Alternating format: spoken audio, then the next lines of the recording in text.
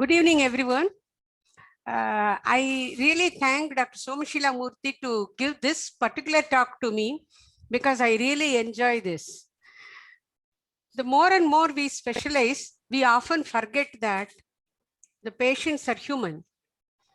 We call them as cases, and the more we become an ophthalmologist, we forget that the patient has other organs other than eye. And now eye itself has 8 branches. So the cornea specialists just see the cornea, and then most of the time they don't get to see the fundus. They don't dilate. And glaucoma person, I was talking to a person and he told, I just see the disc. That's it. I do not know the other parts of the fundus. And the retina person is so worried only about the retina, nothing else. But that is not a right way of doing. Our patients are human and they have a family, they have children, they have life, and they are more than a case. So we will see how our practice changes now and how it has to be changed. Medicine is a science and art of healing. Medicine combines science as the evidence as the base, and the clinical experience. The most important is the clinical experience and genuine interest over the patient to determine the treatment plan. So all these words are very, very important. Of course, we agree that medicine is a science and it is evidence-based, but that alone is not enough. It is clinical experience and genuine interest is needed to determine the treatment plan. I will share with you a beautiful case. Nowadays, if people are lucky, I'm sure that none of my students might have seen such a worst leprosy. Leprosy cases do exist, but they have not gone up to this level. But when we started our career as students, we have seen plenty of patients of leprosy like this. There is no fingers, no toes. And all these patients are so depressed, and many of them with mature cataract, they will not even come for surgery. We have to go to their asylum and we have to compel them to have the surgery. You know why they don't want to come for surgery has a special meaning, which we will see soon. And students who have not seen leprosy will wonder why these patients have no fingers. See, when something is very hot, we drop the vessel because we have sensation in our fingers. But unfortunately, these patients do not have heat sensation or pain sensation. Even if it is a burning vessel, they will not know. They will be happily holding the vessel. And mechanical, thermal, any chemical injury can harm their fingers, and subsequent inflammation will make the fingers fall down one by one. Then they will have only stump like this. This is very common when 30 years back. See this leprosy patient, so happy to have his shoe. The slippers near him doesn't help him at all. It is tailor-made shoes are needed, and he is so happy for that. I used to feel so sad for them because such a small thing makes them happy. Now, what else he need? Definitely you will agree with me that he is also not having fingers. He need a can to get up and stand or walk. He definitely need a can, but there is no fingers to hold this. If you understand, even if you buy and give, he cannot use this. A doctor can heal this patient's leprosy. Doctor can give three drug regimen. Doctor can give steroids. Of course, the plastic surgeon may try to help him, but not everybody can afford that plastic surgery, and there is nothing remaining here to do plastic surgery also. But a wonderful carpenter came in his life. He offered some help, and he added one rod, iron rod, so that he can put his small finger An iron rod augments this holding efficiency, and he is able to walk. In my opinion, all these medicinal books have not helped him, but this Carpenter and this iron rod is more important, because look, mobility is extremely important for them to go and beg. Who is giving them food? So this is a healing touch. It is more than the doctor, more than doctor's work. And this patient is not coming for cataract surgery because the long back, before we invented IOL, the thick aphakic glasses cannot sit in this nose. So they know that even after surgery, the glasses they cannot wear. So they don't want to come for this surgery. And how will they hold their glasses in this hand? They cannot take it at all. Even if they take, it will fall down from their nose.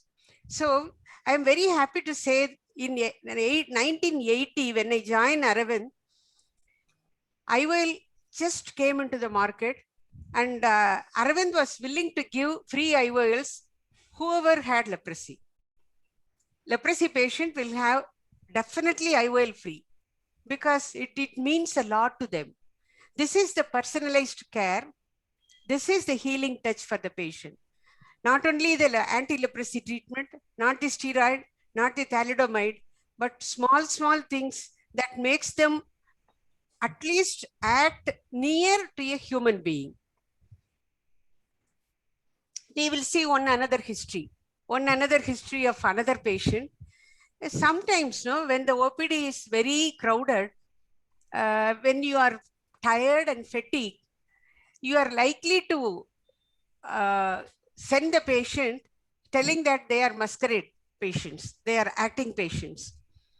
I think my timer has to change. I have 15 minutes, but it is not. Correct, ma'am. Yes, it will be updated. Don't worry. Wonderful. It will be updated. Wonderful. The second patient, very funny. He's an executive, 50-year-old male patient, came with visual disturbance in right eye. The first day it was 6/6 in both eyes and just drusen. And the ophthalmologist who has seen, the junior ophthalmologist who has seen the patient said everything is absolutely all right. You can go home and come after 15 days. He came after 15 days and vision in right eye was 660, left eye was 624. And it was drusen only. At that time also, she just checked the vision and she thought he is malingering, because nothing was seen to have this vision. And patient went on his own and came after a week. At that time, it was 6/9 vision in both eyes. Obviously, most of the time we will think that maybe this refractionist has made some mistake and she has not measured all right. Maybe he has 6/6 or 6/9. This will be the routine thing when it is very crowded. But a clever ophthalmologist thought that something more, and the pathology is not in the eye, maybe in the brain. Maybe it is a cortical blindness. Maybe it is something to do with the optical tract. So, but still she wanted to do all the investigation. So FFA was done and ICG was done. Initially, nothing was picked up. But later stages, there was some dot-like opacities, which was looking like drusen in the initial picture.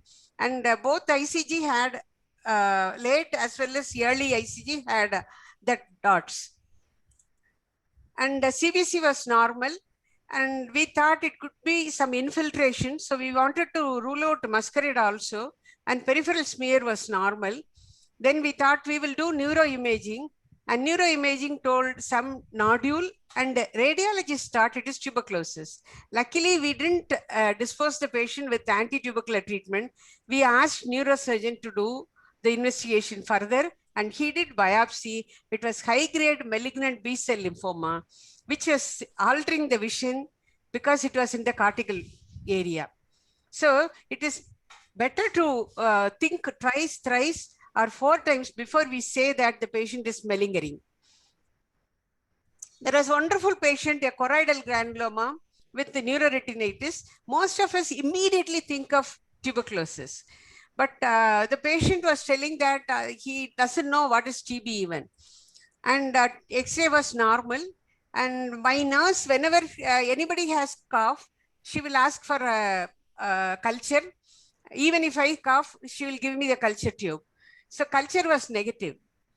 But this patient, everything had normal workup, had a very funny symptom.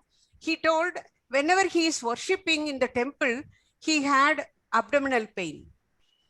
And that was taken seriously by the ophthalmologist.